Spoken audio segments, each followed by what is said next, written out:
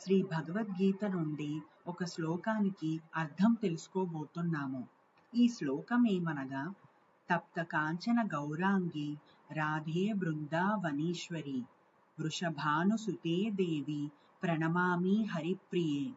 దీని అర్థం ఏమనగా, కరిగిన బంగారము వంటి మేని ఛాయ కలిగి బృందావనముకు రాణి అయినట్టి రాధారానికి నా ప్రణామములు. నీవు వృషభానురాజు తనయవు, శ్రీకృష్ణునికి ప్రియమైన దానవు.